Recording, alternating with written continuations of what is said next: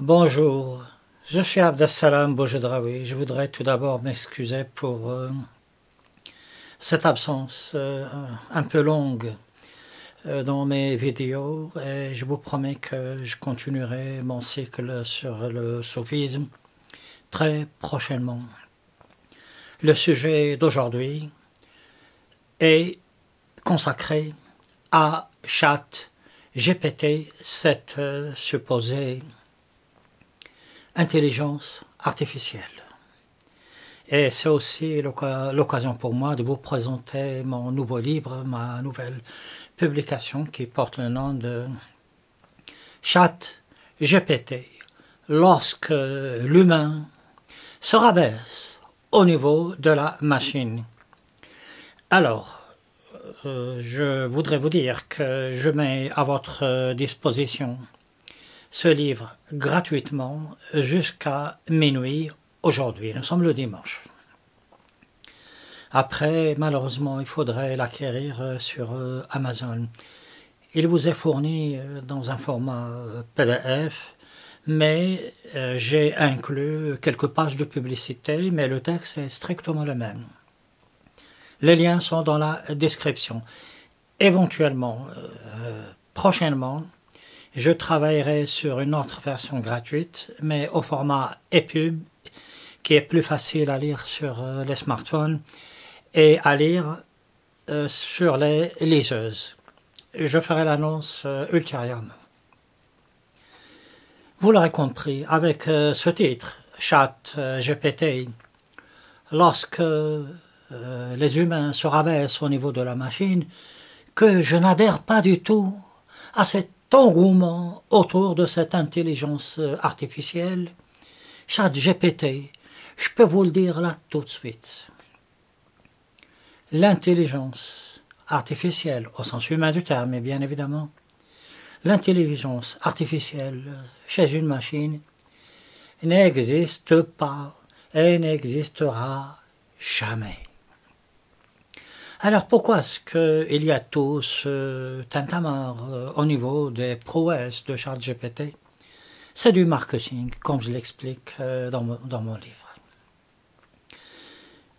Pour bien comprendre les enjeux, il faut d'abord comprendre ce que c'est que l'intelligence, la vraie intelligence, celle-ci, chez l'humain. L'intelligence chez l'humain est intégrée au niveau du cerveau. Lorsqu'on examine le cerveau, on se rend compte que c'est quelque chose de très complexe, avec des millions et des millions et des millions de neurones, de connexions, d'influx nerveux, de zones spécialisées. Et pour arriver à cette intelligence, il faudrait que, depuis notre enfance jusqu'à notre mort, nous apprenons, nous intégrons. Et surtout l'intelligence à ce corollaire qui est très important, qui est la pensée. L'humain, lui, pense, la machine, ne pensera jamais. Elle va tout le temps se contenter et se contentera toujours d'exécuter des programmes. Que ces programmes soient complexes, d'accord, c'est une grande prouesse, mais c'est de la prouesse. Ce n'est jamais de l'intelligence au sens humain du terme. Une machine, ce ne sera jamais qu'un amas de circuits électroniques. Vous lui donnez le meilleur des systèmes d'exploitation et vous venez 50 ans après, la machine, même si vous la reliez à d'autres machines, elle sera tout le temps au même point, tandis que l'humain, lui, dans une période beaucoup plus courte, aura évolué, bien sûr, il y a le contexte qui est stimulant pas, comme je l'explique dans mon livre, contexte religieux, contexte familial, traditionnel, etc. Mais d'une façon générale, c'est autre chose qu'une machine qui, elle, va stagner à moins que l'humain, par son intelligence, lui fournisse un programme qui la fasse marcher et que cette machine exécutera, qu'elle va exécuter tout le temps et toujours. Alors, comme je l'ai dit, si ChatGPT et les autres intelligences artificielles ont une telle célébrité, entre guillemets, c'est parce que ça a été fabriqué de toutes pièces. Et dans mon livre, je donne des exemples que je vous décris de façon succincte maintenant même. Dans un site, dans le site Presse Citron, qui est très connu, je crois qu'il fait partie parmi les plus visités en France. Il dit ceci, il dit donc ChatGPT écrit des romans et il devient le cauchemar des écrivains. Alors, je voudrais juste vous dire qu'on a prêté à ChatGPT tellement de vertus miraculeuses, telles que celle d'écrire des livres. Alors, donc, ça voudrait dire, et il continue justement en disant que Amazon se veut rassurant. Alors ça, nous sommes dans le délire. Alors, moi, je m'attendais, en lisant pareil article, avec pareil titre, à ce qu'il me donne, l'auteur, un sympathique garçon, à ce qu'il donne des exemples de livres. Non, ça reste sur l'hypothèse, peut-être que 200. Alors moi, 200 livres qui sont écrits, à quoi moment il nous dit, cet auteur, si ces livres sont bien écrits, est-ce qu'il les a lus, comme tout bon journaliste? Est-ce qu'ils ont été bien reçus par les critiques, par les lecteurs? Il ne dit rien de tout cela, il dit seulement que c'est écrit. Alors, moi, j'ai fait des recherches de ma part sur Internet, à la recherche d'ouvrages miraculeux, censés mettre au chômage les écrivains. Et qu'est-ce que je trouve? Le seul livre dont tout le monde parle, il s'agit d'un conte, raconté par un écureuil, et qui explique la finance aux enfants. Alors, c'est pas moi, ça me fait hurler. Parce que c'est pas possible qu'on puisse nous présenter un livre de ce genre en disant que ça va être le cauchemar des écrivains. Il s'agit d'un sujet bidon, mais des plus bidons possibles.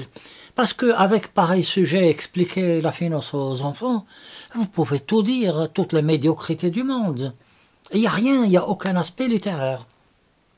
Et surtout, ce genre de prouesse, cela est connu des informaticiens, ça représente les, comment dirais-je, les choses, les exercices qu'on leur donne, comment faire générer automatiquement une petite histoire, vous savez, en donnant des textes de base inclus donc, dans le programme. Avec ça, vous les rassemblez pour faire un texte qui se tient plus ou moins.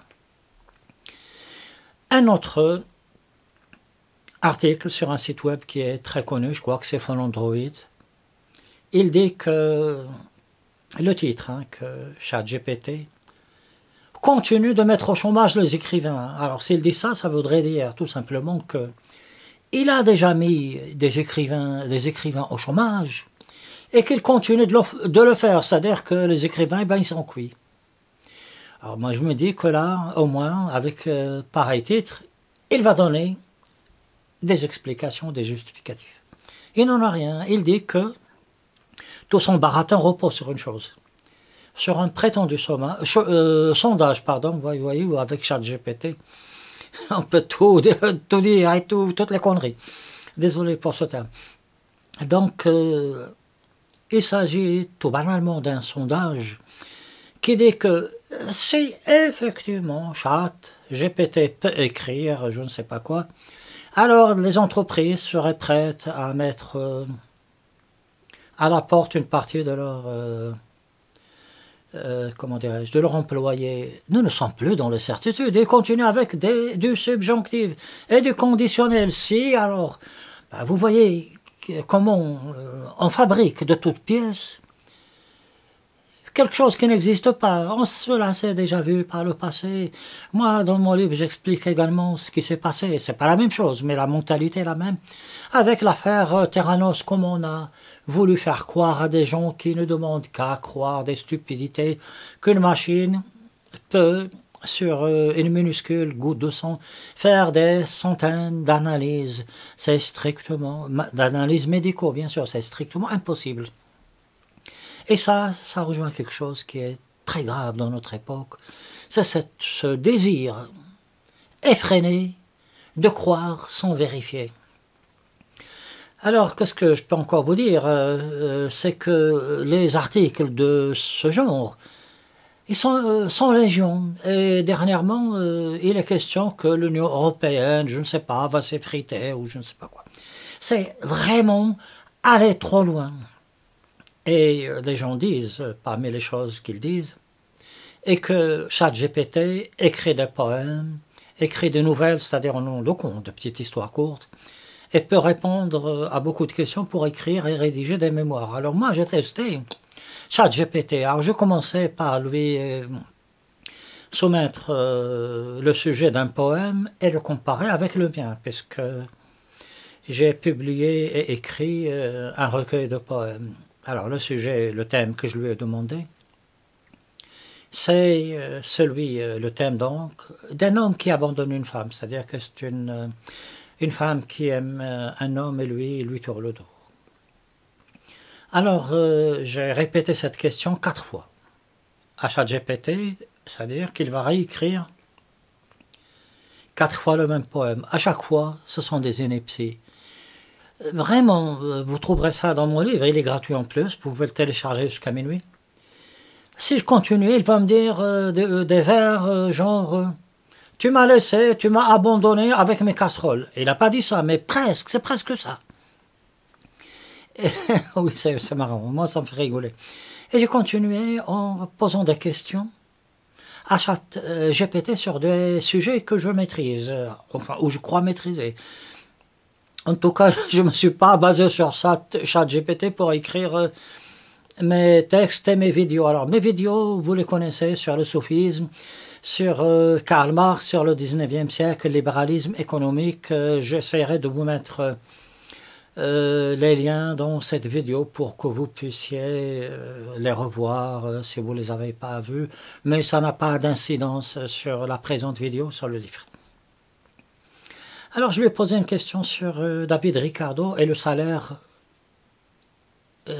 qu'il doit donner aux employés, aux ouvriers. Alors, je vous fais juste un petit rappel sur David Ricardo, qui était un auteur, un économiste du 18e et du 19e siècle, et qui était très célèbre. Hein. Ses écrits sont la base de l'économie libérale moderne. Alors, il dit que dans le cadre de la loi de l'offre et la demande, il dit que si vous voulez être rentable, le seul paramètre sur lequel vous pouvez vraiment jouer, c'est le salaire du travail. Du travailleur, c'est-à-dire le salaire de l'ouvrier. On va donner à l'ouvrier le salaire le plus bas qui lui permet de régénérer sa force de travail.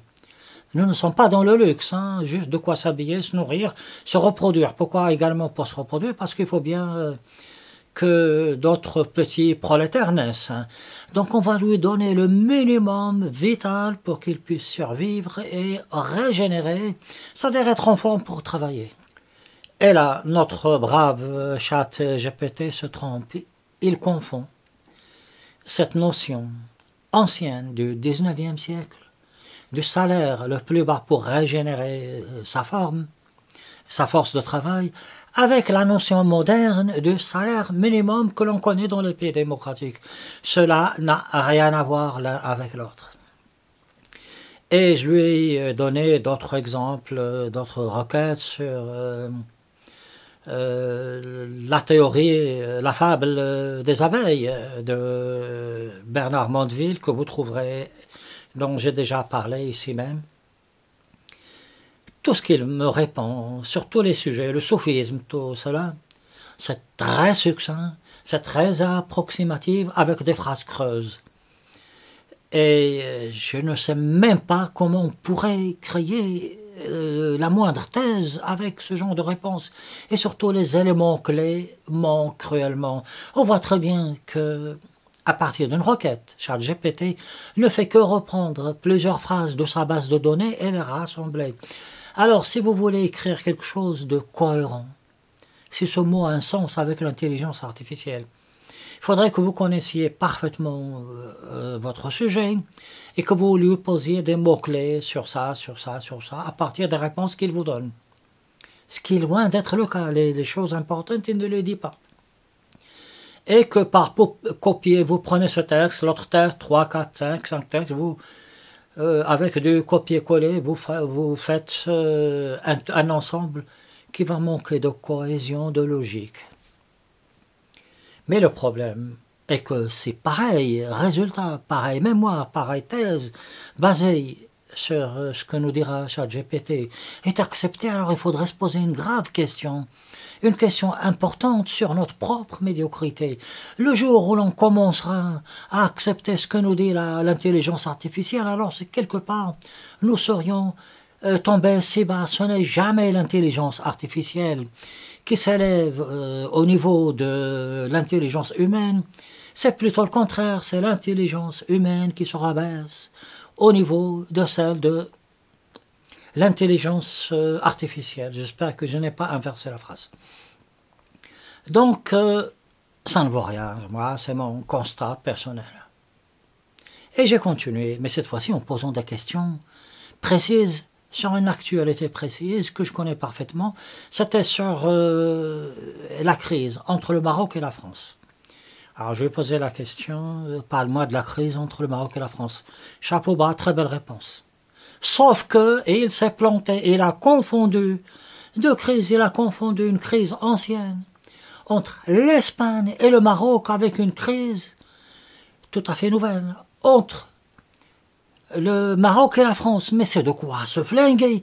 Imaginez un diplomate qui base son raisonnement sur ce que lui dira ChatGPT. Mais c'est l'incident diplomatique. Donc je répète que la réponse de ChatGPT a été une totale stupidité, ineptie, erreur. Il confond deux événements. Il confond deux pays distincts. Il confond deux choses strictement distinctes qui n'ont rien à voir l'une avec l'autre. Et j'ai continué. Je lui ai demandé, donc, toujours dans le cadre de la crise entre le Maroc et la France, de me parler de la crise des visas. Tout ça, je l'explique dans mon livre. Si c'est un peu confus dans ma façon de parler, ne vous inquiétez pas, dans mon livre, tout est bien expliqué, mais je pense que ce que je dis est également clair. Alors, la question que je lui ai posée, c'était une autre requête. C'était sur la crise des visas entre la France et le Maroc. Pour rappel, la France a réduit de 50% les visas qu'elle accordait au Maghreb, particulièrement au Maroc. Après, elle est revenue sur ça. Mais la réponse de ChatGPT, ce n'est même pas possible qu'il puisse me donner pareille réponse. Il me dit il dit ceci après des paroles creuses telles qu'il y a une crise entre le Maroc et la France, mais celle-ci pourrait diminuer si les deux pays coopèrent sur le plan culturel, économique, commercial. Des phrases bidons. Mais surtout, il me dit que le Maroc, suite à je ne sais pas quel conflit, a imposé des visas aux Français et aux élites françaises. Mais c'est n'importe quoi. Le Maroc n'a jamais imposé de visa aux Français. Il le dit, ChatGPT le dit. Donc, non seulement ChatGPT se trompe, et se trompe lourdement, mais il affabule, il invente, c'est-à-dire il invente de lui-même des choses qui n'existent pas et certainement pas. Alors, qu'est-ce qu'on peut conclure des tests que j'ai fait subir à ChatGPT? Je me réfère à ce que dit Emmanuel Kant à propos du mensonge. Il dit qu'il ne faut pas mentir à aucun moment. Et si quelqu'un ment, alors il lui dit, par exemple, si quelqu'un va me mentir, si je suis le raisonnement d'Emmanuel Kant, voilà ce que je devrais lui dire. Ce n'est pas le fait que tu m'aies menti. C'est le fait, ce qui est grave, c'est le fait que je ne pourrai plus te croire. Le plus grave n'est pas le fait que ChatGPT se trompe. Le problème est que moi, personnellement, jamais je ne pourrai lui faire confiance. C'est fini, ça, il y a trop d'erreurs, il y a trop d'inepties, et en plus, il affabule. Alors, concernant, et là je finis, l'écriture de nouvelles. Alors moi, il se trouve que j'ai écrit une nouvelle qui s'appelle La poupée de Zainouba. Zainouba étant un prénom marocain arabe. Et il a aussi un autre titre qui s'appelle, donc deux titres, en sous-titre si vous voulez, Le voyage au bout du monde. Dans ce livre, je parle du Maroc d'après le protectorat, juste après notre indépendance. Et je parle des jeunes filles c'est la renaissance d'un Maroc nouveau. Je parle des enfants qui sortent de chez eux pour aller à l'école et le soir ils reviennent, etc. Alors Zainouba a beaucoup d'imagination, elle voit des collines. Pour elle, vers ces collines, c'est la fin du monde. Alors qu'elle rentrait le soir chez elle, il y a une charrette qui s'arrête et lui dit Zainouba, est-ce que tu veux que je te raccompagne là où tu veux? Elle lui répond, même au bout du monde. Il lui dit, si tu veux, je t'emmène au bout du monde. En tout cas, ils avancent un peu, peut-être 1 ou 2 kilomètres, et ils arrivent devant une cabane. Il me dit, voilà, c'est le bout du monde. Le vieux monsieur, donc le propriétaire de la charrette, pardon, dit donc à Zainouba, ici c'est le bout du monde, il lui désigne une cabane, il lui dit, il faut que tu rentres. Zainouba entre dans cette cabane, il trouve un homme qui grelotte du froid, et cet homme lui dit, voilà, tu dois me pardonner, Zainouba, sinon je vais rester dans cette cabane.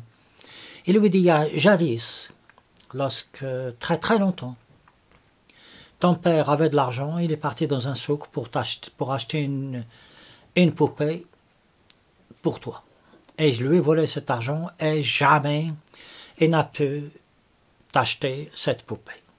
Alors la nouvelle que j'ai écrite sur ça, vous la trouverez dans mon livre. Moi je vous demande sincèrement de le télécharger, donc ce livre sur ChatGPT.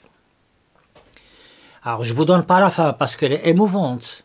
Mais alors ChatGPT, je lui demandais à chaque fois de recommencer l'histoire. Alors il commet des erreurs. Erreurs comme ça se passe dans la campagne marocaine, il dit qu'à la fin, quand les enfants retournent de l'école, ils aident leurs parents au champ. Alors d'accord, mais c'est le matin, ce n'est pas le soir. Le soir, tout est fini.